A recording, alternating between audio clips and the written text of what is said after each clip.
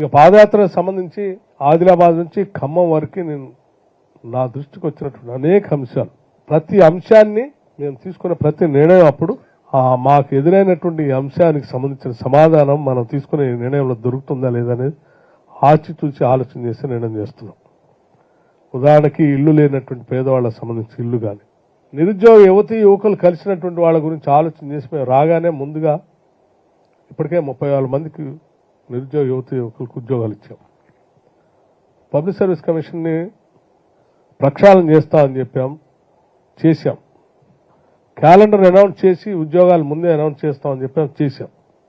భవిష్యత్తులో కూడా రాష్ట్రంలో ఖాళీగా ఉన్నటువంటి ఉద్యోగాలన్నీ కూడా లెక్కలేసి వాళ్ళకి అప్పచెప్తున్నాం, ఆ రిక్రూట్మెంట్ చేస్తాం. అట్లాగే రైతులకు సంబంధించినటువంటి కొన్ని లక్షల ఎకరాలు, దాదాపు 22 నుంచి 24 లక్షల ఎకరాల వరకు ఆనాటి ప్రభుత్వాలు ల్యాండ్ సీలింగ్ యాక్ట్ ద్వారా పేద ప్రజలకు పంచినటువంటి భూములకు సంబంధించిన అంశాలు కూడా నా దృష్టికి తీసుకొచ్చారు. కొన్ని ప్రాంతాల్లో అయితే వెట్టి చాకరీ నిర్మూలన కోసం పంచినటువంటి భూముల సమాచారం కూడా తీసుకొచ్చారు.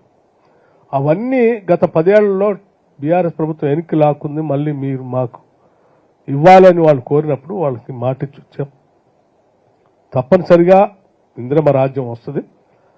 వచ్చిన తర్వాత తిరిగి మేము వచ్చి మళ్ళీ మీ భూములన్నీ మీకు పంచుతాం, మీకు పట్టాలు ఇస్తామని కూడా చెప్పాం. ఇది సాక్షాత్తు రాహుల్ గాంధీ గారు కూడా దీన్ని అభినందించారు, చేయాలి కంపల్సరీ అని. మేము డెఫినెట్గా ఆనాడు పంచినటువంటి అసైన్ భూములన్నింటి కూడా తిరిగి సాధ్యమైనంత మేరకు వాళ్ళకి అప్పచెప్పే కార్యక్రమం చేస్తాం. ఇక అడవి ప్రాంతంలో ఉన్నటువంటి వాళ్ళు చాలా మంది 170 యాక్ట్ అని చెప్పి నాన్ ట్రైబ్స్కి భూములపైన హక్కు లేకుండా చేసి బయటకు పంపిస్తున్నారని వాళ్ళు చెప్పారు. ఈ భూమి అడవికి సంబంధించింది, ఫారెస్ట్ మీకు సంబంధం లేదని మా గిరిజనులు బయటకు పంపిస్తున్నారు, మమ్మల్ని కూడా కాపాడాలని వాళ్ళు కూడా చెప్పారు. ఆ అంశాలన్నీ గ్రామాల వారీగా రాసి పెట్టుకున్నాను.